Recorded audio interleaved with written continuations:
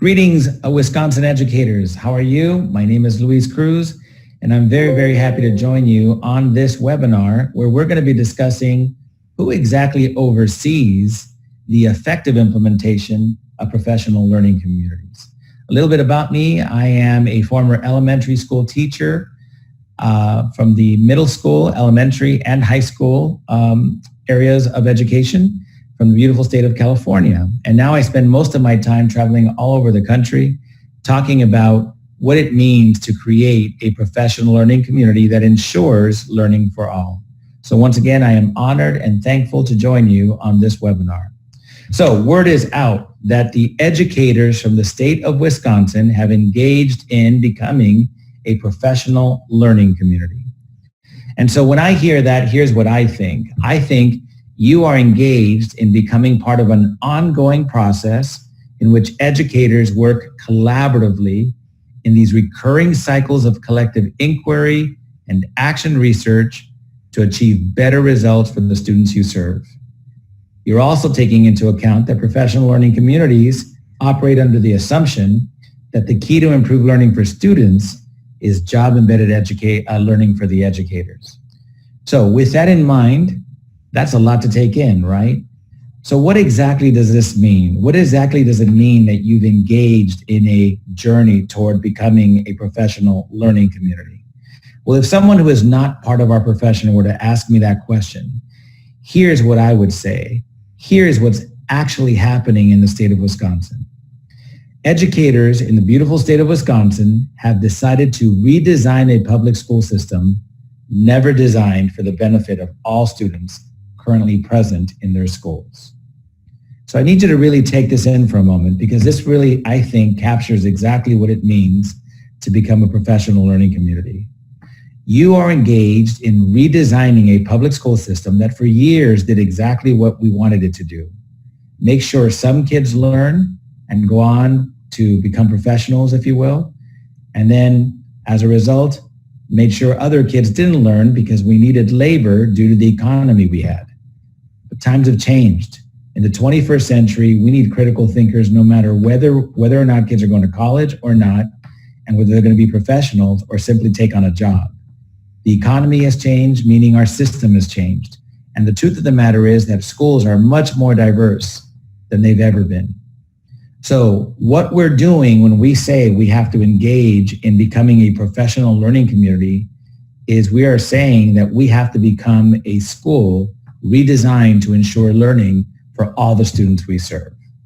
So that begs the question, what exactly do we mean by system and what exactly do we mean by redesigning a system?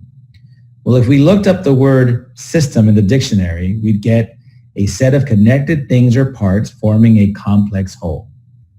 So I think we can all agree that whether it's the school system in Wisconsin or the school system in California, this complex whole we call a school or district has parts. And it's these parts that we're going to have to really focus in on changing. So what are these parts? Well, for me to explain this to you, they begin with the letters P. So first we have policies that today in our schools might not be aligned with the idea of all kids learning at high levels. More on that in a moment. But here's the deal. Policies like the one that we discovered at our high school made no more sense. We would suspend kids when they were ditching school. That makes no sense. That actually acts in contrary to this idea of all kids learning at high levels. We also had grading policies that needed to be changed because this idea of they have to get it all on this day made no sense. And zeros, giving kids zeros when they didn't get something, we discovered really put them at a disadvantage. So what if you have policies that are not in line with the idea that all kids can learn at high levels? We also have practices that are not aligned with this idea of all kids learning at high levels. We also have procedures often dictated by a master schedule or bell schedule that may not be aligned with the idea of all kids learning at high levels. They're antiquated, they are old-fashioned, if you will. And so to meet the needs of this new, diverse, rich body of students that we serve, we're going to have to change some things. Our colleague, Tom Herc, says it this way. We have a systemic dilemma in schools. And here's how he describes it. 21st century kids are being taught by 20th century adults using 19th century curriculum and techniques on an 18th century calendar. So as you can see, we're going to have to make some changes. And the change that we're going to advocate for is found first on this handout that you should have. Now, the handout is called Cultural Shifts in a Professional Learning Community. You can also find these handouts in your Learning by Doing book, if you have it, third edition, pages 258, 259, and 260. And what you should see on these handouts, whether you're looking at the book or the actual handout, are two columns, right? You have a left column and you have a right column on each of those 3 pages. Now, if you're there, here's what I'd like you to do. I'd like you to write on the left column the following. What educators in traditional schools do when they offer some students the opportunity to learn. So if you write that in on the top of only the left column, you have a list of behaviors that good, hardworking educators who love kids but are still stuck in a traditional school system, that's what they do to offer some kids an opportunity to learn. But we don't want to be a traditional school system. So on top of the right column, here's what I'd like you to do. I'd like you to write down what Wisconsin educators in a professional learning community are committed to do to ensure all students learn at grade level or higher. So you see, my friends, this is us really understanding that there are many adult behaviors, if you will, found within the context of policies, practices, and procedures that are going to have to make a shift from left column to right column.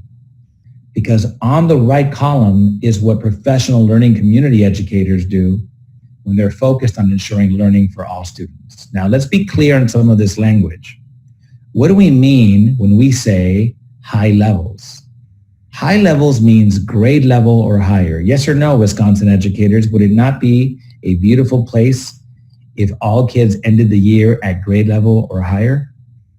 So we want to make the goal very clear. In a professional learning community, we want all kids learning at high level. So who are all kids? All kids means any student who is going to be an independent adult one day must learn at grade level or higher. So what are we talking about here? We're talking about students who, for example, are learning to speak English as a second language.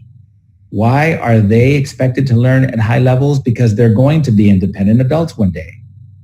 Why do we want African American, Latino students, our Asian immigrant students, our white students learning at grade level or higher?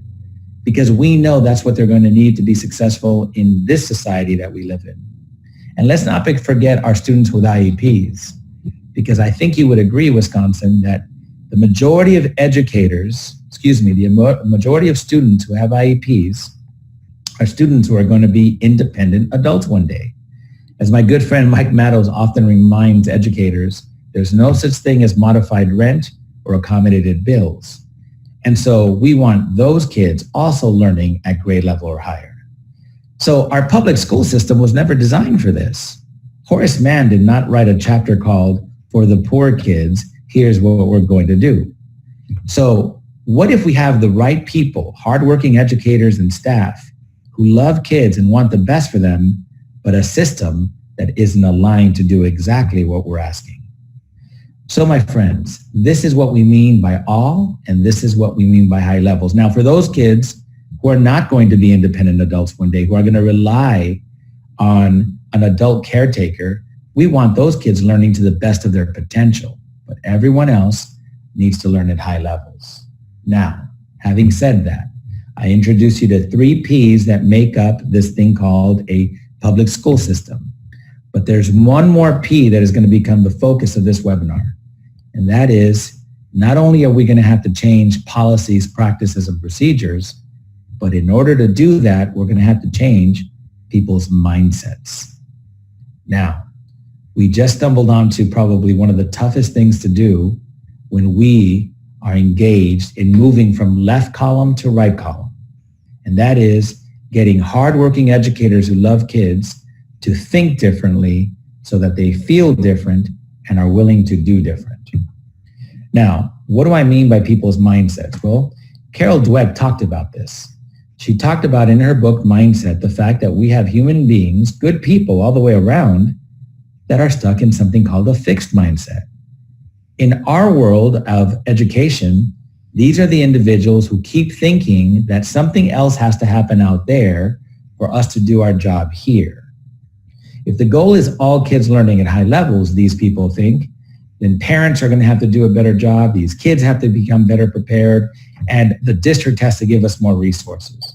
Now, no one's going to argue that that would be great, but waiting for those things to happen in this beautiful sort of context that I painted is really unrealistic. Low-income kids come from families where they love their children, but they might not have the resources to help their children the way middle-class and upper-middle-class families might. English language learners who are learning English as a second language might not have parents who can help them write a 5-page paragraph, right? Or excuse me, a 5-page essay, right? So here's what we need. We need to make sure that we shift that thinking from a fixed mindset to a growth mindset. In other words, instead of looking out the window asking when are conditions going to be perfect for all kids to learn, we're going to look in the mirror and we're going to ask ourselves, what do we need to do in order for this to happen? Now, what does this mean? It means that because we have fixed mindedness in our schools, there's going to be a whole lot of resistance to change. In other words, there's going to be resistance to change in policies, practices, and procedures. And there's going to be resistance to moving from left column to right column. And often I say this is not even what it looks like in schools. It looks more like this. Would you agree? Good people who smile and say, sure, we'll change, but they think this is going to be a fad, not a movement.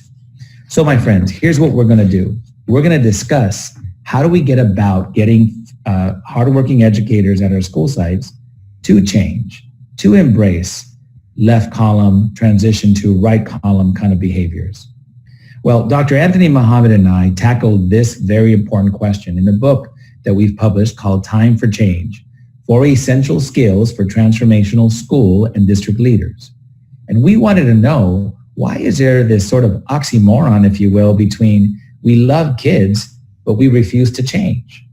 And it turns out, based on his research that he started in Transforming School Culture, an excellent book I think you should read, is that there are different forms of resistance when it comes to why people do not want to change. In other words, we discovered that there are things called, or conditions called, rational resistance to change versus irrational resistance to change.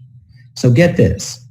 Our research concluded that when people don't understand why something needs a change, when they don't trust who is telling them to change, and when they don't know how to change, you should expect resistance from these individuals.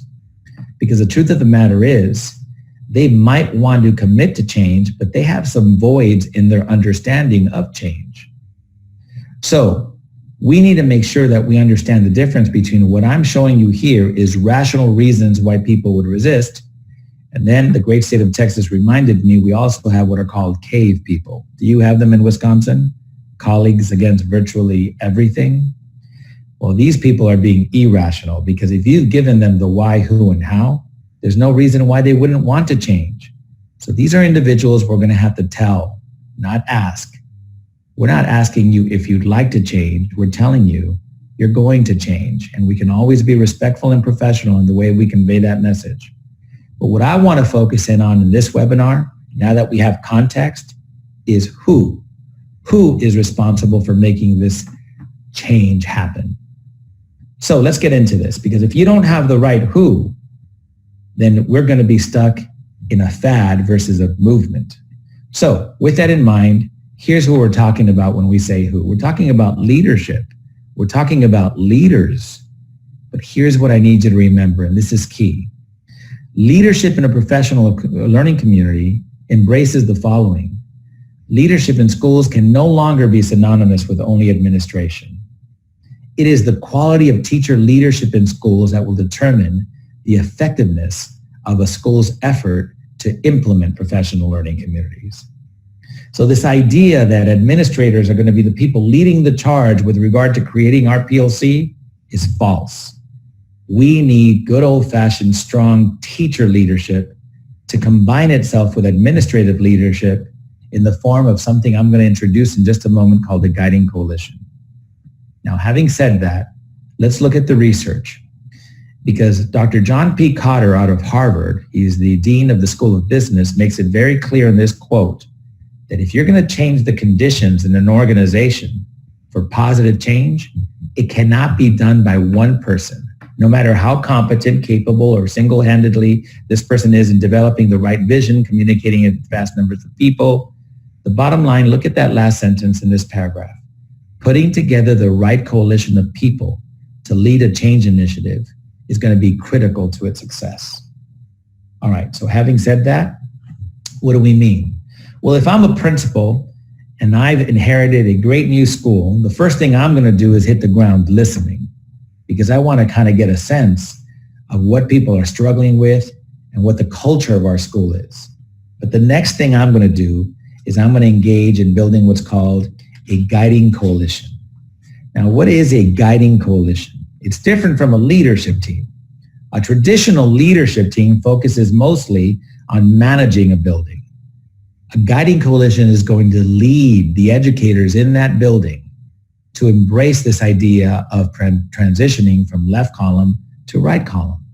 So what are the characteristics of a guiding coalition? There are three. One, to guide, unite, support, empower, you pick the verb, the faculty and staff at our school to continuously embrace change in those 4 Ps we introduced earlier.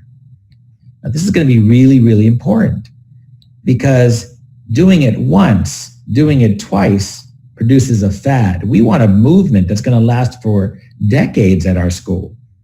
So notice the word continuously.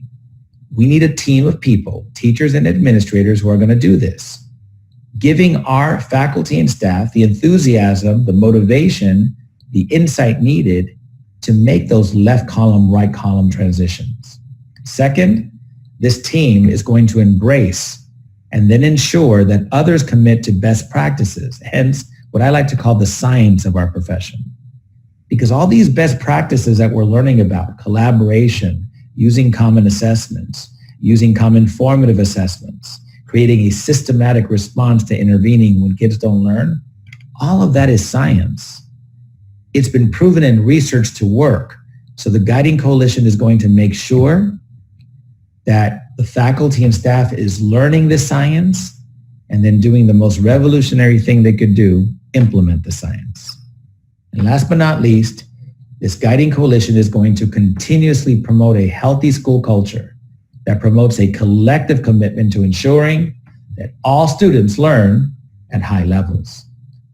So these are the 3 characteristics of a Guiding Coalition. So let's reflect for a moment, because I know many of you may be thinking, well, we got a leadership team at our school. Well, let me ask you this. If I were to visit your school and ask anywhere between 7 to 10 different staff members, what is the fundamental purpose of your school leadership team? What would they say? Would they describe more management than leadership in the form of moving left column to right column? I've met leadership teams that will spend an hour talking about, should we close the gate at 8:10 or 8:13? Hey, Halloween's coming up. Which costumes are we going to make sure kids can't wear? That's not what we're looking for here. Well, I will attest to the fact that managing a school is important. What we want is a team who's going to act as a mini generator that continuously reminds our faculty and staff, even when they are losing hope in that tough December month, that we can do this and that there's a way of doing it if we just all stay together and focus on this science that we're going to learn. So with that in mind, my friends, here's what we got to do. We got to make sure that we develop teams like these. I've taken pictures of these amazing teams I've worked with over the years. Here's a team from New Mexico, a kindergarten through 2nd grade school. Principal is the one sitting down, but listen to their purpose. The purpose of the leadership team, they still wanted to call themselves leadership, but leadership team, but the purpose is different. Look at this. At Beck is to unify and assist who? The staff in establishing best practices to do what? attain learning for all. This is a team from a Native American reservation in New Mexico, near the Bloomfield School District, or in the Bloomfield School District. Check them out. Principal is in the back with glasses. The rest are teachers, part of the teacher team. The purpose of the leadership team at Nabaani Elementary is to, once again, what is it? Unify our staff by promoting a what? Non-threatening, mutually accountable learning environment for all that recognizes and celebrates accomplishments along the way. Here's another team. This is a team that I had the pleasure of working with in Oklahoma City. And the principal in the stripes off to the right has retired since, but I'm hoping, I haven't talked to them in a while, that the guiding coalition is still strong. They were strong when I worked with them almost 7-8 years ago. The purpose of the coalition team at Emerson High School is to what? Unify and support faculty and staff as we advocate for and acknowledge learning for all of our students within a context of mutual accountability. So the word there that I can't see because of the screen is guide, but they're going to guide their faculty and staff, right? And in doing so, they're going to unite the faculty and staff. Here's a team from Santa Maria, California. I love working with them. Wonderful people. The purpose of the guiding coalition team at Santa Maria High School is to unify the staff with what? The development of best practices in a mutually accountable school environment, which undeniably increases learning for all. Here's a team from an elementary school in San Jose. Wonderful team doing some amazing things. And what is this focus to? This is the mini generator at that school that gives that faculty and staff what they need to be successful on their PLC journey, left column to right column transitions. And so what is their purpose? The purpose of Blackfurs Guiding Coalition is to guide, unite, and empower all staff to collaboratively take risks based on evidence of learning, mutual accountability, and best practices to ensure all students learn at high levels. I had the pleasure of doing some work in Elko, Nevada. And when I first met the Southside Elementary School leadership team, they couldn't tell me what their purpose was. So I asked people, hey, what's the purpose of the Southside Elementary School leadership team? And we got a very interesting answer. The answer was, we got a leadership team? They needed some work. And they developed a guiding coalition that stated the following: through support and mutual accountability, the Southside Guiding Coalition will unify the staff to promote best practices and undeniably ensure high levels of learning for all. As you can see, ladies and gentlemen, these teams are the teams that are going to practice what I like to call the golden rule of leadership in a PLC. And that is, support for our faculty and staff will always precede accountability. So we want to make sure, my friends, that you have the right infrastructure, if you will, the right team who's going to ensure that those left column to right column transitions happen in this continuous process, this continuous ongoing process that may take years to strengthen itself over and over and over again, but we have the right team of administrators and teachers making this happen. So there's another handout that you have, one that we showcase in our book, Dr. Muhammad and I, and the handout that I'd like you to look at is called Application for the Position of Member of the School Guiding Coalition at your school. So here's what we've done. We've provided you with some background as to what a guiding coalition does. I've also provided you with what eligibility might look like, and then characteristics that we want in these individuals, skills that people need to either bring in or be willing to develop. And then I even have a suggestion at the very bottom of how you might turn this into an application process versus choosing volunteers that might not be all in with regard to this idea of change. So that is for you to look at, for you to discuss. If I'm you, I pause the video right about now and have a discussion around, do we have this team that Luis is talking about? Do we have a guiding coalition, or are we stuck with a traditional leadership team where people really discuss managing the school and never look at student data to discuss, are our kids learning or not? Maybe this is what we should do. So go ahead and pause now and have that discussion. Do you have the right team leading this charge at your school? Okay, If you've already paused, we're back now. And now, what is this guiding coalition going to do? Well, they're going to now go on to explain the next reason why people are going to resist rationally when asked to change or when told they need a change. Well, now this team has to come together and begin to explain to the faculty and staff in a very tactful manner the fact that we live in a world today where all students need to learn the essential skills, knowledge, and dispositions to be successful in this century, not the last century. See, the why is going to be all about making sure people understand what's at stake. Remember that effective leaders create urgency for the need to change. Now, if these stats don't provide you with urgency, then something's wrong, because if we continue doing the things that we've done traditionally, then our kids are not going to be ready for this world that they've inherited. And of course, there's going to be some people who think, well, not everyone's going to go to college. This isn't about all kids going to college. Because look what the ACT found.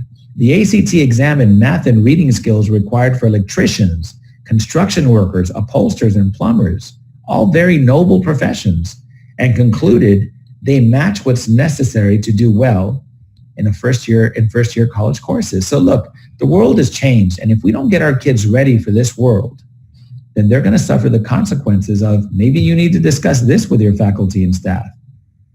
The fact that equality doesn't work anymore. What we need is equity. Now, many of you, I'm sure, have seen this amazing sort of illustration of what equity means in schools. But see, equality is what traditional schools do. Thanks to the civil rights movement, most kids, all kids, get equal. Now, some would argue things aren't so equal, but they're much more equal than before the civil rights movement. But equal still doesn't allow some kids, low-income kids, kids learning English as a second language, kids with IEPs. See, the little guy there represents those kids. So what we need is the second picture, right? And moving those boxes are heavy, so it's going to take a team. But eventually we want to get to the third picture. And the third picture is what? Getting rid of policies, practices, and procedures that will allow our children to have more access to this idea of high levels of learning for all. So maybe the Guiding Coalition has to use pictures like this to make the point of we need to make a transition because we're stuck right now in picture 1. And what we eventually need is picture 3. Maybe you're going to need to discuss the fact that for those of you who work with low-income kids, this is what happens when you're poor. You grow up in poverty and you enter the school with significant disadvantages in education and skills. Maybe what we need is a professional learning community, behaviors indicated on that right column, to break these kids free from the cycle of poverty. Because if we use a traditional school system, they're going to struggle to get a job when they leave our classrooms or our schools because they didn't have the skills necessary to be successful. They're going to fail to escape the poverty cycle. Their families are now in poverty, and the cycle begins over again. See, look, these are all the different kinds of whys that you might, as a Guiding Coalition, have to share with your faculty and staff. We want to make sure people understand, look, at the beginning of the year, this is us. We're excited, we're rested, and we're trying to fit a square peg into a round hole, ensure learning in a system never designed for learning for all. And in August, we're on fire because we think, literally, that that square peg is going to fit in that round hole. But then you know what happens in November, right? In November, this is what we look like. Administrators and teachers, who, by the way, still love kids but are tired because it turns out the square peg is never going to fit in the round hole. So what we're going to need is that Guiding Coalition to kick in and remind us of the moral imperative of why we chose this profession in the first place. I often say that this is the only profession where greed is good. We want more kids, all kids, learning at high levels, and we're not going to stop until statistically we have evidence that says that's happening. Because see, take a look at the person illustrated in this picture. That's called, I have anxiety because I can't do this job. Anxiety becomes frustration. Frustration becomes misery. Misery morphs into something called, I want company with my misery.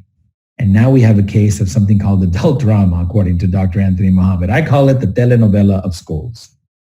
And when you have dysfunctional social interactions between adult professionals within a school environment that interfere with the proper implementation of important policies, practices, and procedures that support the proper education of students, now you're going to have this thing at your school called a toxic school culture, i.e. fixed mindsetedness everywhere. And now we're just waiting for the school year to end. So my friends, these are the things that you do in the form of why. And then obviously, that guiding coalition is going to look into how do we provide our faculty and staff with the how to do this work. You know by now that collaboration is a big part of becoming a professional learning community. But that means we're going to have to learn how to collaborate, because these 4 questions that you're going to study have behaviors that go with them.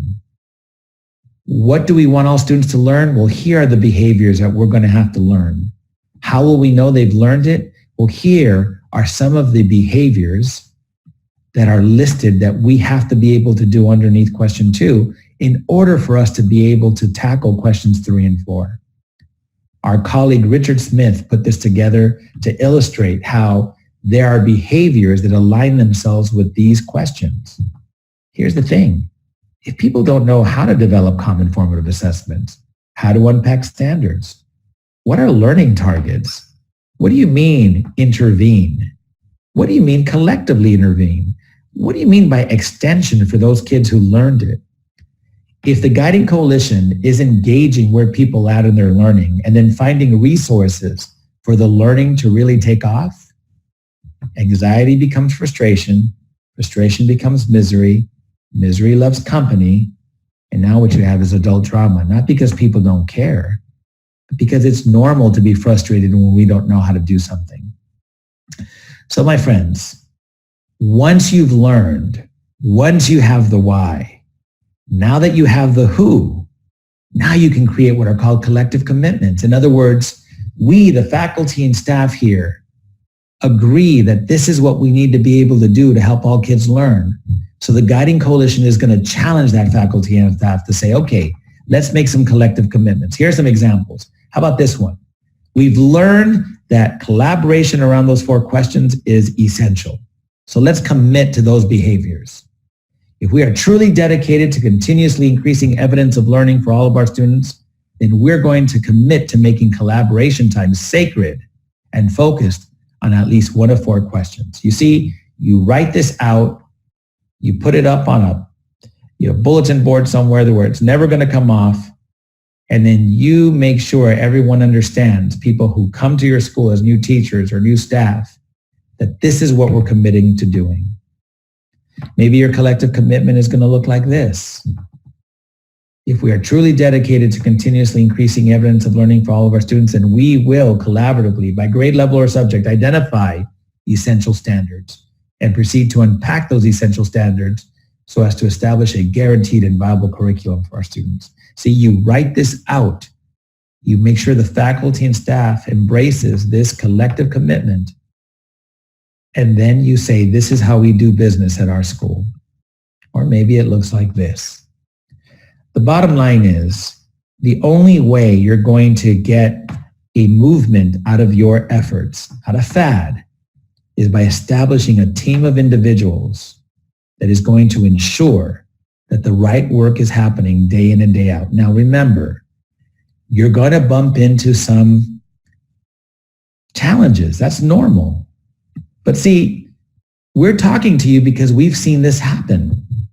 Yours truly, the person on this webinar, Luis, was the principal of this high school, 97% free and reduced. A whole lot of kids with IEPs, a whole lot of kids learning English as a second language, mostly Latino students at our school. And we decided it's time to move from left column to right column. And what happened as a result? People started noticing that our kids were learning and being successful. Because in 6 years, we went from a 74% graduation rate to a 92% graduation rate. And here's the best part. I left the school in 2012 at 92, but since then, those teachers have continued to produce evidence of learning. So I'm not the reason the school was successful. There was a team of people there that said, let's keep doing the right work. We also have schools everywhere. Sanger, California has a low-income community where some amazing educators came together and said, we're not going to remain the same. We want to change. We want to go from left column to right column. We want to go from traditional to PLC. And today, Sanger Unified School District is a living testimony to what happens when teachers and administrators work together to change policies, practices, and procedures that are archaic. Hermiston, Oregon, same thing. This was an interesting place because it was mostly white middle-class educators working with a growing number of low-income kids, mostly Latino, because their demographics were changing. And they figured out how to make sure they created a system for the children they served at the time. And Los Lunas, New Mexico is doing some amazing thing, working with low-income Latino and indigenous children. And now 3 of their schools in the Los Lunas School District are official PLC schools. Then I'll never forget my time in Farmerville, Louisiana, working with schools that serve not Latino students, but mostly African-American and white low-income students. They decided to change, and look, they sent me this clip in the newspaper about 3 years after their journey began. Union Parish High School graduates top state average. My friends, this is possible, but you're going to need a team to make sure this happens. So let me end with this. Transformational leadership is the leadership that you're going to need.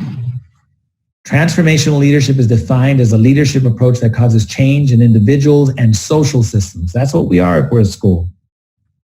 And in its ideal form, it creates valuable and positive change in their followers with the end goal of developing followers into leaders. So maybe you start off with a core team of people, but then other people also take on the leadership needed to move forward. Because what we want to do is we want to make sure that we are continuously enhancing the motivation, morale, and performance of followers through these variety of mechanisms of why, who, how that I've introduced to you today. So my friends, remember, as my good friend Mike Maddow says, this is about understanding the difference between embracing uncomfortable and staying away from unreasonable. Some people confuse both of these words. Change is going to be uncomfortable, I promise you that. But we're not going to ask teachers to do anything unreasonable because they work hard enough. Collaboration is important, but we're not going to ask you to come in on a Saturday to collaborate because that would be unreasonable. But working with a team to identify essential standards, that might be uncomfortable. It's just not unreasonable. So my friends, as we close off this particular webinar, remember, success will not look like this in your PLC journey. It will look like this. And you have a whole lot of folks over at Solution Tree. This is our familia willing to help you get there. I hope this webinar has helped. I thank you for your time. And I look forward to hearing more about the amazing guiding coalitions that are going to sprout up all over Wisconsin schools. Thank you and best wishes.